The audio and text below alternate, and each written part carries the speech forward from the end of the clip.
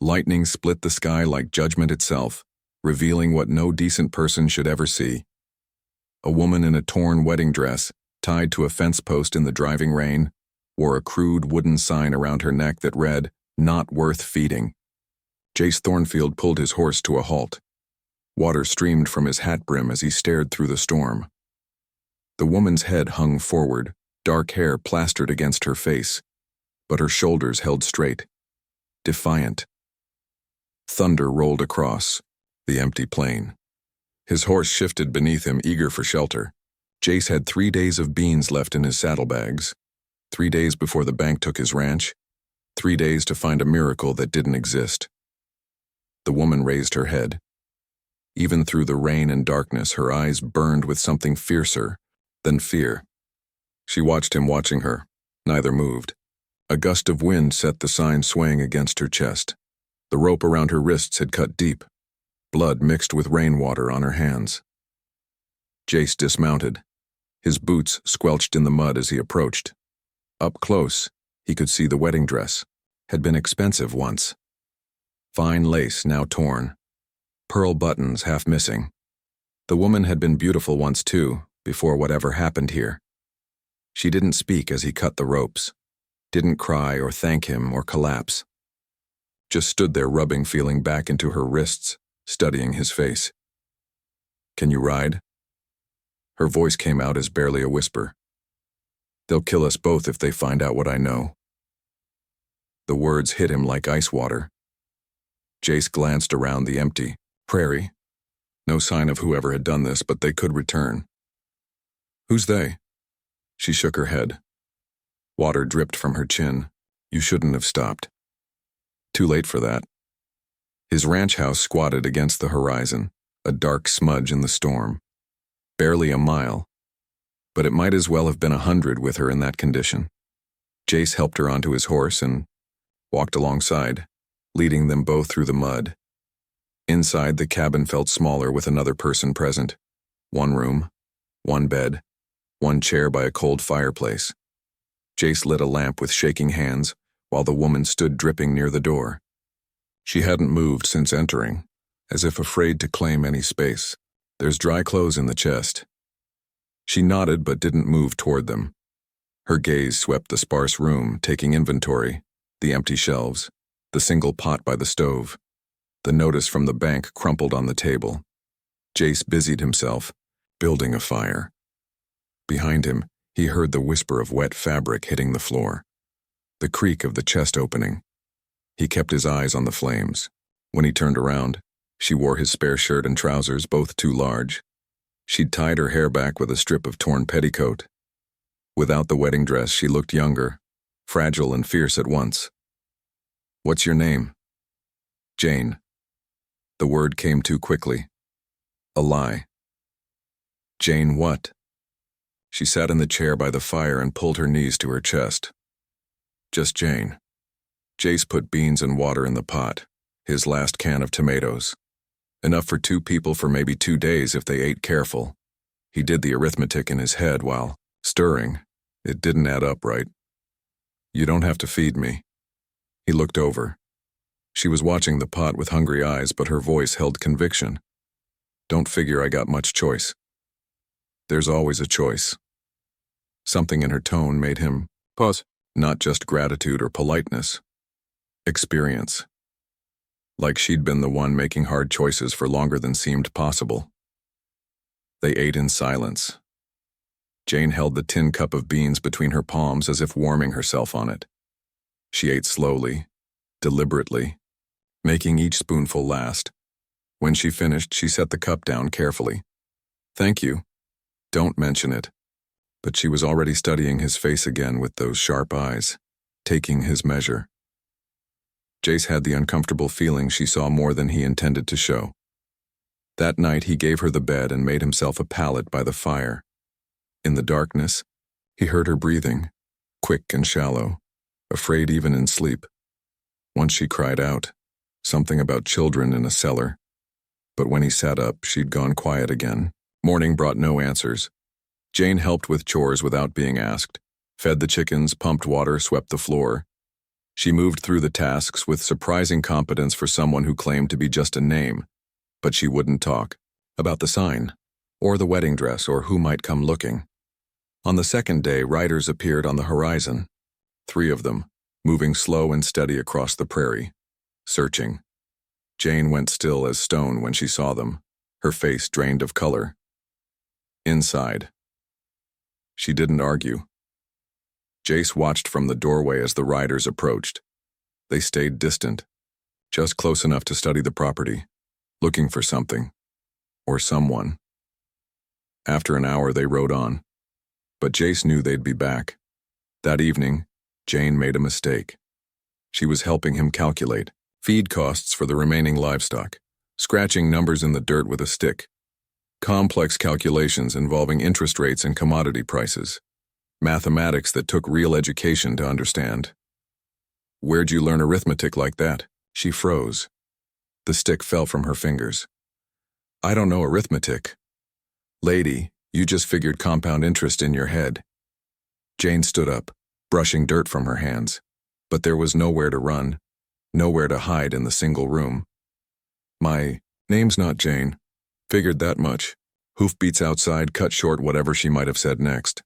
A single rider this time, moving fast. Jace grabbed his rifle from the wall as a man in a sheriff's badge dismounted. Clayton Brooks had been sheriff of Bitter Creek for 6 years.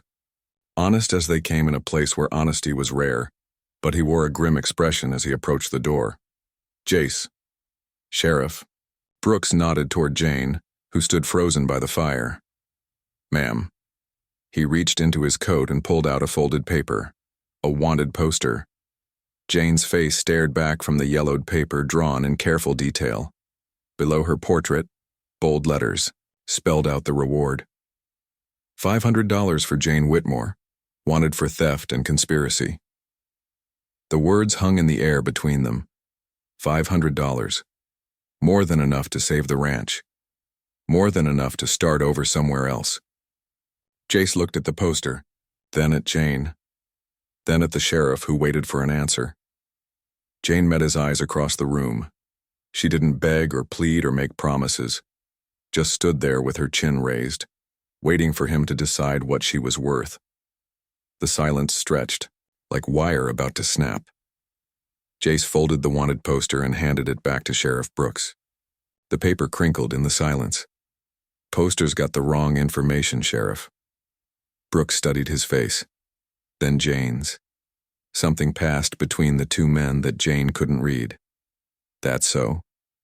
Woman here's been helping with ranch work. Goes by Eva." The name hung in the air. Jane's shoulders relaxed a fraction. Eva. She could be Eva. Brooks tucked the poster away. "Well then, reckon I was mistaken." He tipped his hat and mounted his horse. But his eyes stayed on Eva until the darkness swallowed him whole. Eva sank into the chair by the fire. Her hands shook as she reached for the warmth. "Why?" Jace poured coffee into 2 cups. The liquid steamed black in the lamplight. $500 don't mean much if it comes from blood money. You don't know what I've done. Don't much care." But that wasn't entirely true. The mathematics, the way she held herself, the expensive wedding dress, everything about her spoke of money and education and a world he'd never touched. Eva wrapped her fingers around the coffee cup. The heat seemed to thaw something inside her. "My name is Evangeline Whitmore. My father owns half the railroad lines between Boston and Chicago." The words dropped into the quiet room like stones into still water. "I was engaged to Bradford Sterling. His family has political connections stretching all the way to Washington." Jace settled into the space on the floor by the fire. The coffee warmed his chest but couldn't touch the cold certainty growing there. She would leave. Of course she would leave. The Sterlings discovered I'd been using my inheritance to fund safe houses, places where people could rest on their way north to freedom. Eva's voice grew steadier as she spoke. The firelight caught the determination in her eyes. "They said it made me a liability, bad for Bradford's political future. So they decided to teach me a lesson about my place. The sign. The sign. Eva stood and moved to the window. Nothing but darkness beyond the glass. But she stared out as if she could see clear to Boston. There's more. Things I saw at the Sterling house. Things they don't know I witnessed. She turned back to face him. The firelight carved shadows under her cheekbones. Children, Jace. They had children locked in the cellar. Native children they claimed to be rescuing from raids, but they weren't rescuing them. The coffee turned bitter in Jace's mouth. He set the cup aside. They were selling them. Eva nodded. Her jaw clenched tight against whatever memories played behind her eyes. That's why they can't let me go back to Boston. That's why they'll keep coming. 3 days passed in careful routine. Eva learned to milk the cow without being asked. She could shoot straight enough to hit a tin can at 20 paces. Her hands grew rough from ranch work, but she never complained. In the evenings, she helped Jace plan. His stolen cattle weren't gone. Someone local had them. Someone with enough land to hide a herd and enough connections to sell them quiet. Eva knew about supply chains and market prices. She understood how stolen goods moved through legitimate channels. Together, they mapped the possibilities. Henderson's got the biggest spread, Jace said, marking locations, in the dirt outside the cabin. Too obvious. You want someone with political protection, someone who can make questions disappear. Eva's finger traced a line between the town and the railroad depot. Someone with sterling connections. The realization hit them both at the same time. Mayor Carver. His brother worked for the railroad. His land bordered 3 different counties, making jurisdiction complicated. We need proof. Eva wiped the map from the dirt with her boot. Then we get proof. They rode out before dawn. Eva sat her horse different now, confident. She'd found her balance in more ways than one. The Carver Ranch sprawled across a valley, 20 miles south. Too far to see from the road, but smoke rose from chimneys hidden behind the hills. Jace and Eva left their horses tied in a grove of cottonwoods and climbed the ridge on foot. The sun climbed with them, burning off the morning. Mist from the hilltop, they could see the whole spread, pastures full of cattle. More cattle than Carver should have been able to afford. Eva pulled a small telescope from her saddlebag. Expensive brass, engraved with initials. Another piece of her old life. There. She handed him the glass. Through the lens, Jace could make out his brand on a dozen head. Clear as daylight, his stolen cattle fattening on Carver's grass. Got him. But Eva had gone rigid beside him. The telescope fell from her fingers as riders appeared on the road below. 6 men armed and moving with purpose. At their head rode a man in an expensive suit, tall, broad-shouldered, with the kind of confidence that came from never hearing the word no. Marcus Sterling, Eva whispered. Bradford's brother. The riders turned toward Carver's house. A meeting, or a delivery. We need to go. But Eva wasn't moving. She stared down at the riders with something approaching hunger in her eyes. Eva. They think I'm broken. Think they left me to die in the mud. She picked up the telescope and collapsed it with steady hands. They're wrong. The ride back passed in tense silence. Eva's jaw stayed set, her eyes fixed on the horizon. She was planning something. Jace could feel it in the way she held the reins, the way she breathed. That evening, Sheriff Brooks appeared again. This time he dismounted and accepted coffee, sat by their fire as if it was the most natural thing in the world. Funny thing about that wanted poster, he said, stirring sugar into his cup. Eva and Jace waited. Came from a private source, not official channels. Brooks met Eva's eyes across the fire. Been wondering why a private party would want someone found so bad they'd pay reward money. Maybe you should ask them. Maybe I should. Brooks finished his coffee and set the cup aside. When he looked up, his expression had changed. All business now. Miss Whitmore, there's some folks in the territorial government who'd be mighty interested in what you might have to say about certain activities. Eva's back straightened. Federal folks, the kind who don't much care about local politics or railroad money. What kind of folks? The kind investigating reports of children disappearing from reservation lands, the kind tracking patterns of false rescue operations. The fire crackled between them.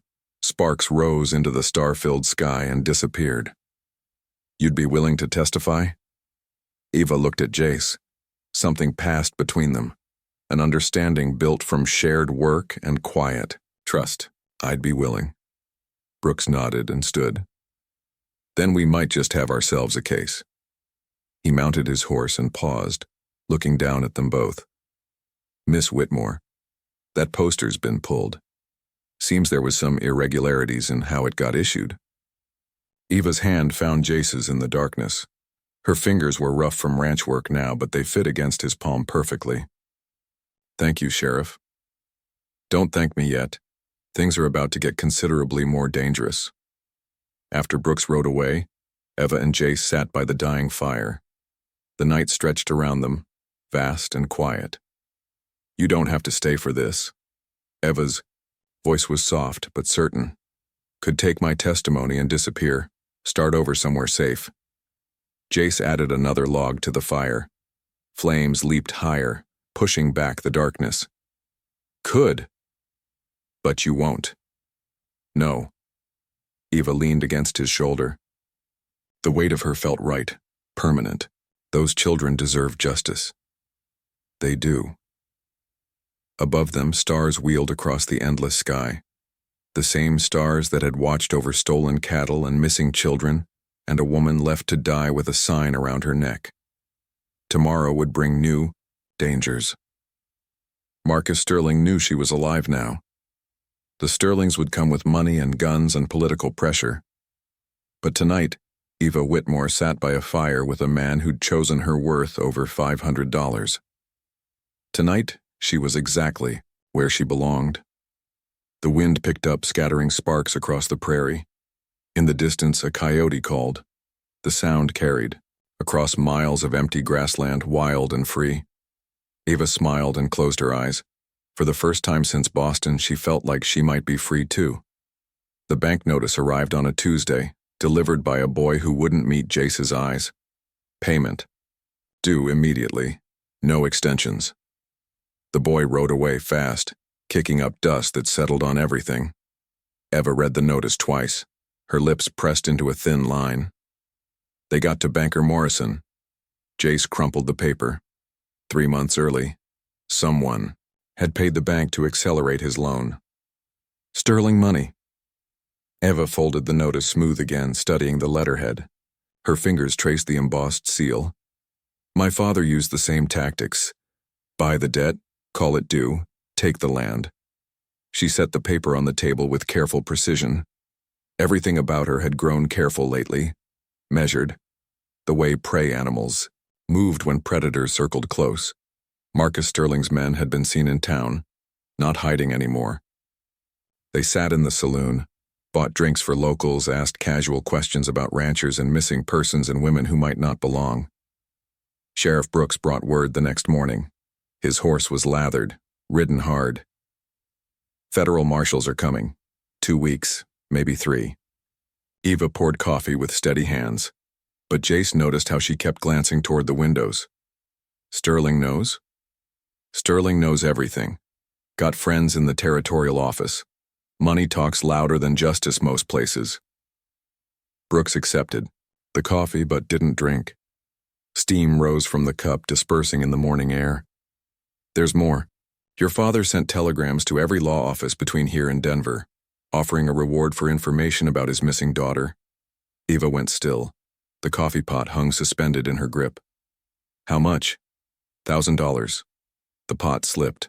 Coffee splashed across the wooden floor, dark stains spreading through the grain. Eva knelt to clean the mess. Her movements were sharp, angry. The rag in her hands twisted tight. He's not trying to find me.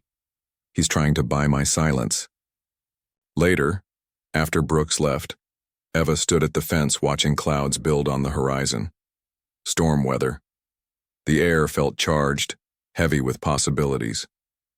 Jace found her there as evening fell. She hadn't moved in hours. Penny for your thoughts. Thinking about leaving.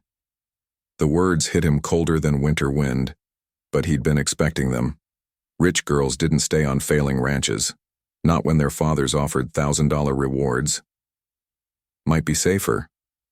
Might be. Eva's hands gripped the fence rail. Her knuckles showed white against the weathered wood. You'd be better off without me here, without the danger I brought. Jace leaned against the post beside her, close enough to feel her warmth, far enough to let her choose. Probably. Then, why don't you want me to go? The question hung between them, honest and sharp as barbed wire, because somewhere between the storm and the coffee and the quiet evenings, she'd become necessary. Because her laugh when she successfully milked the cow was worth more than $1,000 rewards. Because she fit into his life like a missing piece he hadn't known was gone. But he couldn't say any of that. Wouldn't trap her with words when sterling money and federal marshals were closing in. Your choice to make. Eva turned to study his profile. The setting sun cast his features in harsh relief. Strong jaw, weathered skin, eyes that had seen disappointment but hadn't surrendered to it. What if I choose wrong? Then we live with it. That night, Ava's nightmares returned. She cried out about children and cellars and signs hung around necks. Jace sat by her bedside until the dreams passed, watching her face smooth back into peace. In the morning, she was different, distant. She did her chores with mechanical precision, spoke only when necessary. Building walls again. Jace let her retreat. Some battles had to be fought alone. The third day brought visitors, a carriage unlike anything Bitter Creek had ever seen.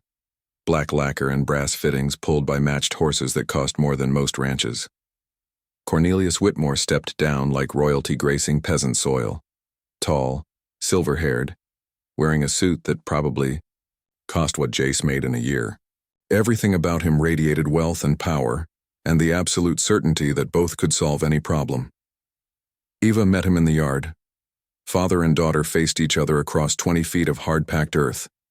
Neither moved to close the distance. Evangeline. Father. Cornelius surveyed the ranch with obvious distaste. The weathered buildings, the patched fences, the chickens pecking in the dirt. His gaze lingered on Jace, dismissive and cold.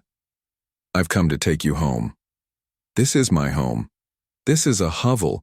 You're living in poverty with a man who can't even pay his debts. Eva's spine straightened. The distance between them felt vast, as the prairie. At least he's honest about his debts.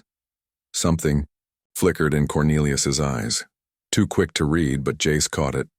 Guilt, maybe. Or calculation. Pack your things. We leave within the hour. No. The word dropped between them like a stone down a well. Final. Absolute. Cornelius stepped, closer. His voice dropped to the tone of a man accustomed to obedience. You will come home. You will marry Bradford Sterling as planned, and you will never speak of the fantasies you think you witnessed. Ava's face went white. Not with fear, with rage. Fantasies? Children's games. Misunderstandings. Nothing that concerns adults. Those children were real. Those children were complications. Resolved now. The admission hung in the air between them. Cornelius realized his mistake immediately, but too late. The words couldn't be taken back. Eva's voice dropped to a whisper. You knew. I knew Bradford's family, had investments that required discretion. I knew you were too naive to understand the complexities of business. You knew they were selling children. Cornelius straightened his coat with sharp movements. Everything about him had hardened. I knew Bradford needed a wife who understood her place.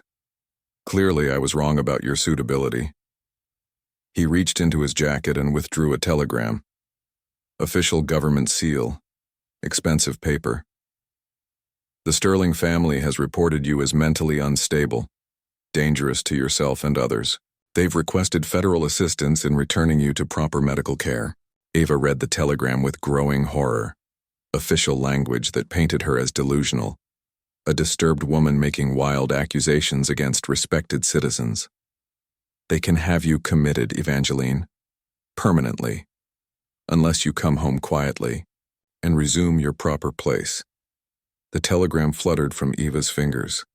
All her father's wealth and connections turned against her. All the sterling political power focused on her destruction. The alternative is this pathetic ranch gets visited by federal agents investigating disturbing reports. Your friend here gets charged as an accomplice to kidnapping. Strange how evidence appears when important people want it found. Jace's hand moved to his rifle, but Cornelius smiled, reading the gesture correctly. Violence would only confirm the reports of your instability, my dear. Ava looked at Jace, then at her father, then at the vast empty prairie stretching to every horizon. No escape by law, no escape by force, no escape by running. But something in her eyes hadn't surrendered. Some core of defiance that money and threats couldn't touch. I need time to pack. Cornelius checked his pocket watch. Gold, of course. Everything about him gleamed with wealth. 1 hour. He climbed back into his carriage to wait. The driver tipped his hat, polite and professional. Just a job to him, delivering packages. Eva stood in the yard, surrounded by dust and chickens, and the life she'd built from nothing. The life that was about to disappear. Jace wanted to say something, comfort or protest or promise, but the words wouldn't come. Sometimes there were no good choices. Sometimes the powerful won because they wrote the rules. Eva walked toward the house, her back straight, her steps measured. She'd made her decision. At the door she paused and looked back. The wind caught her hair, lifting it around her face. For a moment she looked exactly as she had that first night, fierce and frightened and determined to survive. This isn't over. The words carried across the yard, quiet but certain. A promise or a threat. Then she disappeared inside and Jace was left alone with the chickens and the dust and the knowledge that some things were worth more than safety. Eva emerged from the house carrying a small cloth bundle. Nothing else. Her father's carriage waited, black as a hearse in the afternoon light. But she didn't walk toward it. Instead, she moved to the chicken coop and scattered feed with deliberate care. The birds flocked around her feet, pecking at the grain. She watched them eat, her face serene. Evangeline. Cornelius's voice carried impatience now. We're leaving. No. She set the feed bucket aside and faced him across the yard. The wind picked up, stirring dust around her boots. You cannot compel me, cannot threaten me, cannot buy me. Cornelius stepped down from the carriage. His polished shoes looked ridiculous in the ranch dirt. I can destroy you. You already tried that. Eva opened her cloth bundle. Inside, neat stacks of papers covered in careful handwriting. Letters, dates, locations. A complete record of everything she'd witnessed. I wrote it all down. Every detail, every name, every transaction I saw or heard about. Cornelius went pale. Those are fantasies, delusions. Sheriff Brooks has copies. So do federal marshals in 3 different territories. The admission hit Cornelius like a physical blow. He staggered, caught himself against the carriage wheel. You have no proof. I have testimony. I have corroborating witnesses. I have a federal investigation that's been building for months. Eva's voice stayed level, but her eyes blazed with quiet fire. Did you really think I'd spend all this time hiding? I've been preparing. Hoofbeats thundered from the east. Marcus Sterling and 6 armed men crested the ridge, riding hard. They'd been watching, waiting for the right moment. Marcus dismounted, his hand resting on his pistol. Expensive clothes, expensive horse, expensive education, all of it corrupted by what he'd chosen to do with his advantages. Miss Whitmore, you're coming with us. Am I? Eva stood perfectly still, no fear in her posture, no submission. Voluntarily or otherwise. Jay stepped beside her. His rifle hung loose in his hands, ready but not threatening. Yet. Ladies made her choice clear. Marcus smiled, cold calculation behind his eyes. Then you'll both die here. Tragic accident. Unstable woman and her delusional protector. You mind? Gunmen spread out surrounding the ranch yard. Professional killers bought and paid for. They'd done this before. Eva reached into her bundle again. This time she withdrew a small brass telescope, the same one she'd used to spot Jace's stolen cattle. But she wasn't looking through it. She was using it to flash sunlight across the prairie. 3 long flashes, 3 short, 3 long again. A signal. Marcus noticed the reflected light and snarled, "Stop that." Too late. From the ridge behind them came answering flashes, then more from the south and the west. "What did you do?" Eva collapsed the telescope with steady hands. "I sent word to every honest rancher in 3 counties. Told them when and where Sterling's men would make their move." Dust clouds rose on every horizon, riders approaching from multiple directions. Not federal marshals or lawmen, just ranchers and farmers and honest folk who'd had enough of corruption. Sheriff Brooks coordinated the timing. Amazing how many people wanted to see justice done once they knew the truth. Marcus drew his gun, but Jace's rifle was already leveled at his chest. "I wouldn't." The hired gunman looked around nervously. They'd been paid to intimidate and kill, not to fight a range war against half the territory. Cornelius grabbed Eva's arm. "You foolish girl. You've destroyed everything." Eva pulled free with surprising strength. "I've saved everything that matters." The first group of riders arrived. Sheriff Brooks led them, federal marshals flanking him on both sides. Behind them came ranchers Jace recognized, men who'd lost cattle to rustlers, men who'd had children disappear near reservation lands. Marcus Sterling raised his hand slowly. His gunmen followed suit. Outnumbered 10 to 1, fighting wasn't an option. "You have no authority here," Cornelius sputtered. Marshal Davidson, dismounted, official badge gleaming on his vest. "Federal warrant for the arrest of Marcus Sterling and associates. Charges include kidnapping, human trafficking, and conspiracy." He turned to Cornelius. "Cornelius Whitmore, you're under arrest as an accessory."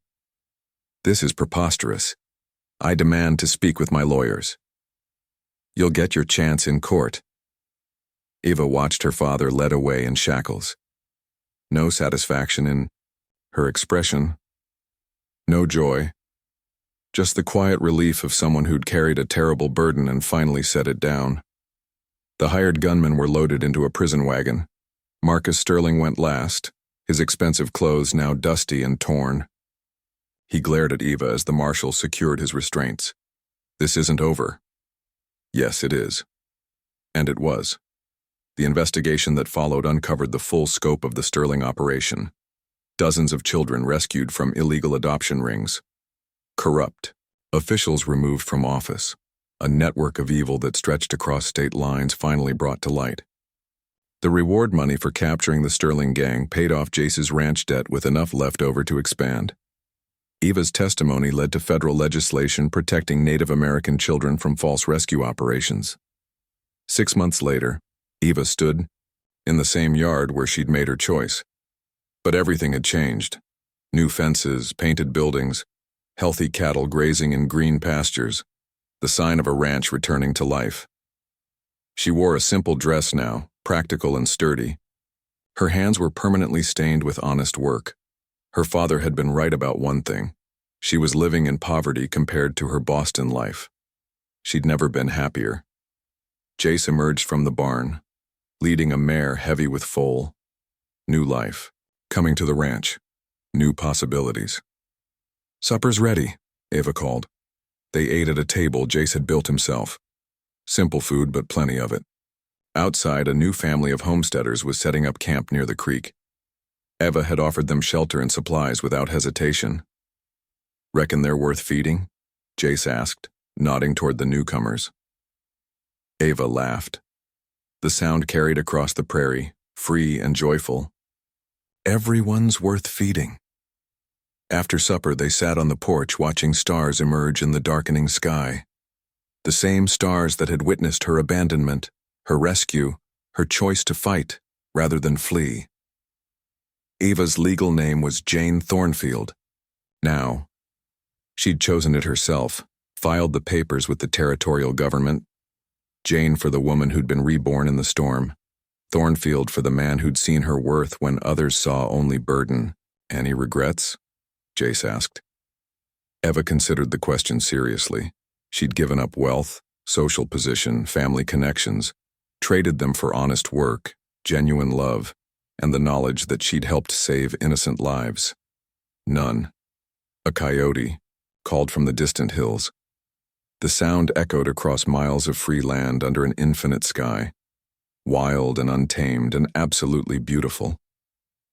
Eva smiled and closed her eyes, listening to the voice of a country that had nearly destroyed her but ultimately given her everything worth having. The wind picked up, carrying the scent of growing things and new possibilities.